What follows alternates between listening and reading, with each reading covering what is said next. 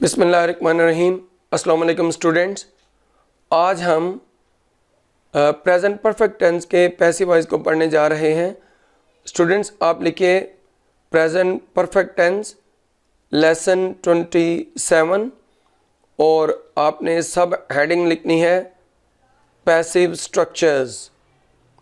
तो हमने पहले 5 स्ट्रक्चर्स लिखने हैं। आप फर्स्ट स्ट्रक्चर लिखिए।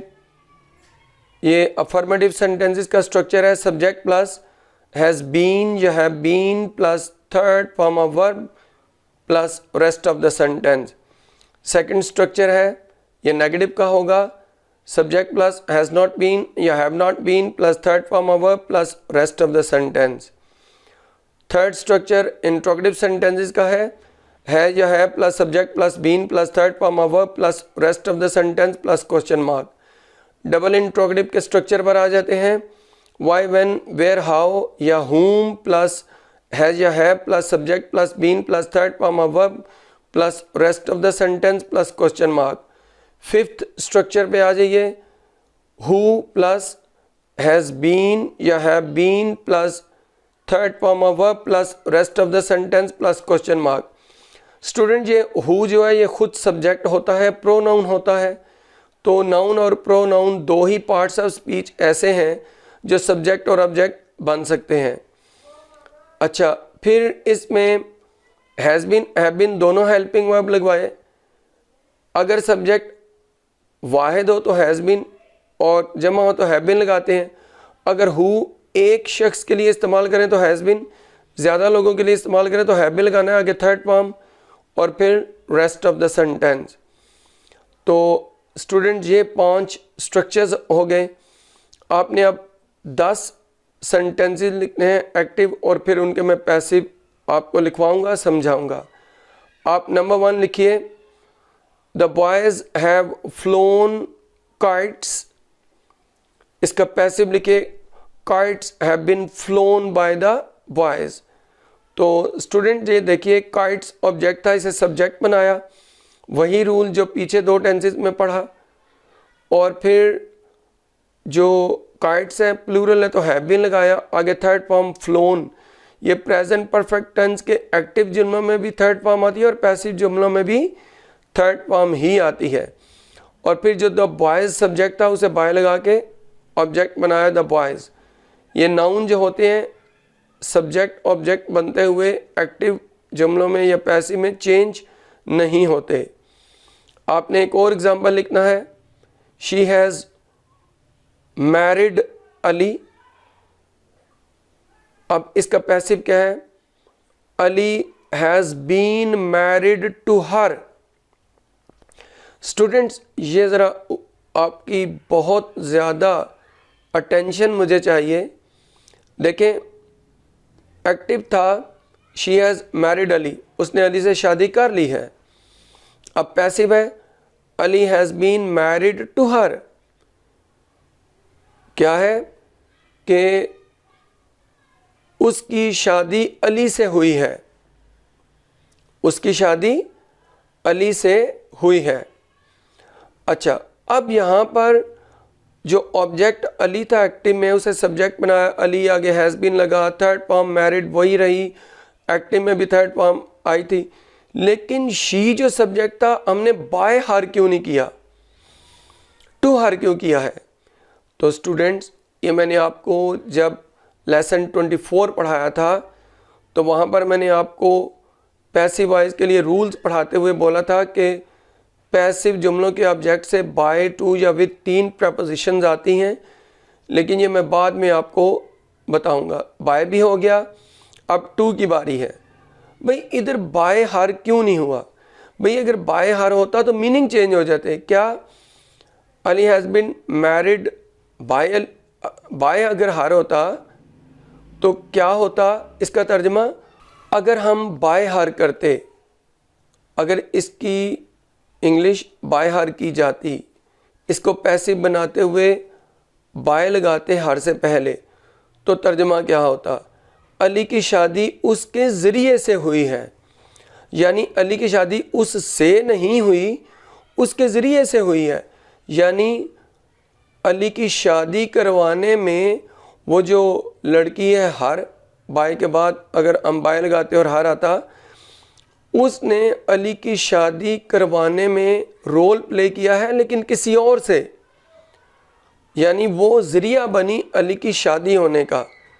हालांकि तर्जमा ये बनता है अली की शादी उससे हुई है, तो भाई इसलिए इधर बाय के बजाय टू लगाया जाता है।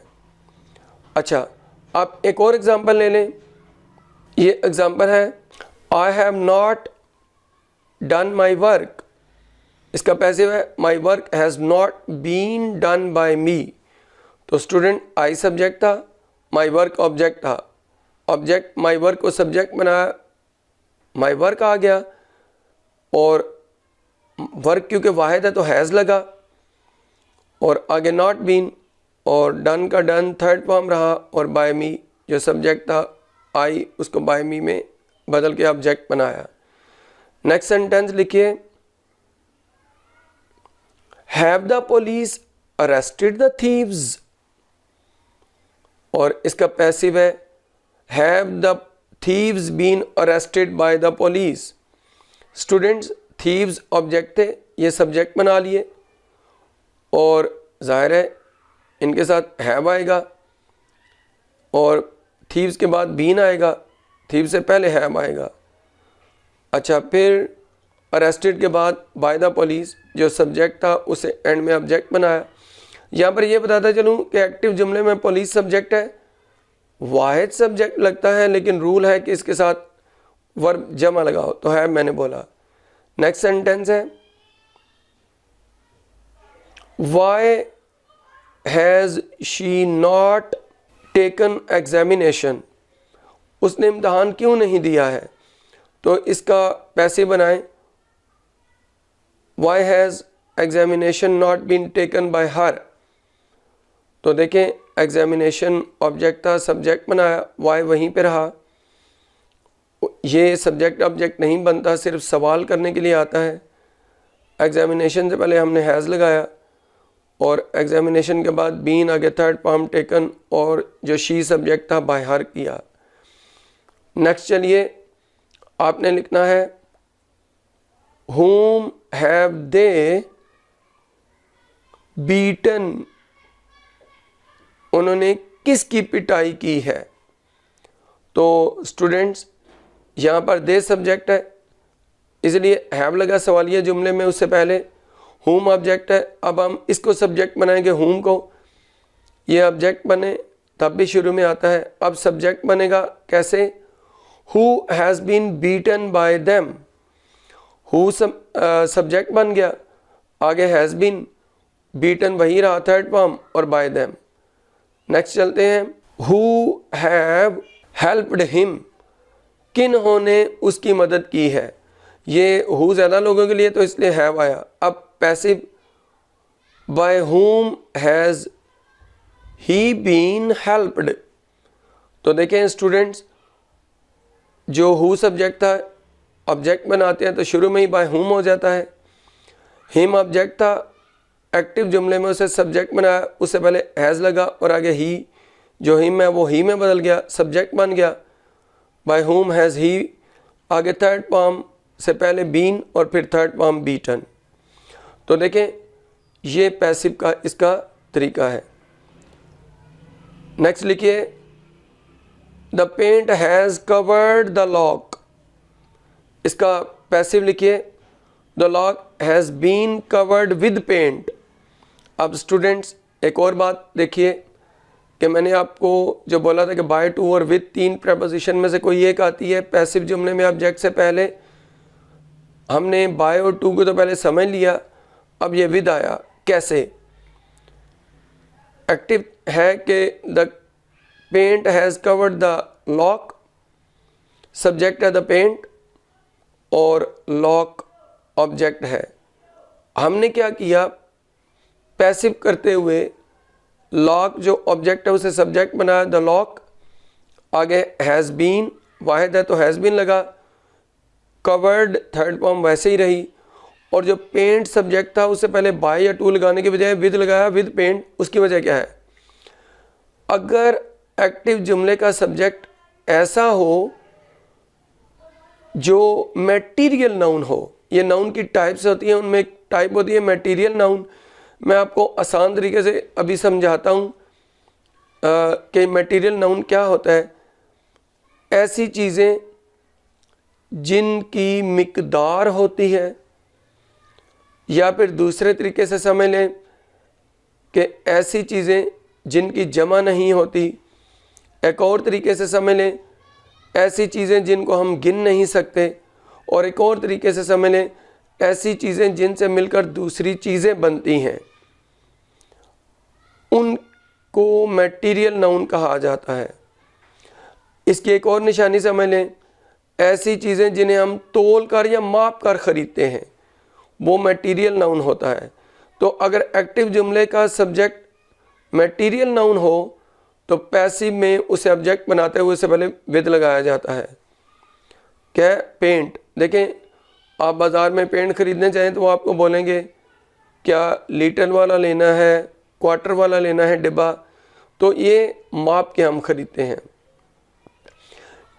इसलिए कि मटेरियल नाउन जब एक्टिव जुमले का सब्जेक्ट बने तो हम पैसिव जुमले में विद यूज़ करते हैं कि उसे ऑब्जेक्ट जब बनाएं पैसिव जुमले में मटेरियल नाउन को, तो उससे पहले विद का इस्तेमाल किया जाता है।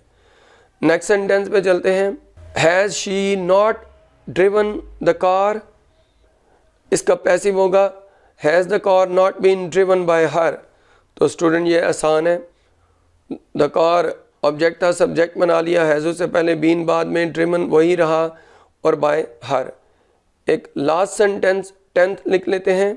We have caught many fish. Passive many fish have been caught by us. तो स्टूडेंट्स देखिए कि ऑब्जेक्ट था मैनी फिश, अब मैनी लगा रहा हूँ बहुत सी, और फिश की जमा नहीं कर रहा। भाई फिश की जमा नहीं की जा सकती, हमने इसको सिंगुलर ही रखना होता है, खा एक फिश हो या ज़्यादा। इधर अंडरस्टूड है मैनी लगा हुआ है कि ज़्यादा मछलियाँ हैं, हमने बहुत सी मछलियाँ पकड़ ली हैं। We have caught many fish. जब मैनी फिश ऑब्जेक्ट है, इसे सब्जेक्ट बनाया मैनी फिश, तो ये ज़्यादा है तो है भी नहीं आएगा आगे। और फिर कॉट थर्ड वहाँ में कैच की, और फिर बाय अस जो वी था उसे सब्जेक्ट जो एक्टिव का बनाया था तो उसको ऑब्जेक्ट बनाते हुए पैसिव जुमले में बाय अस कर दिया। स्टूडेंट ये था इस वीडियो के अंदर सब कुछ।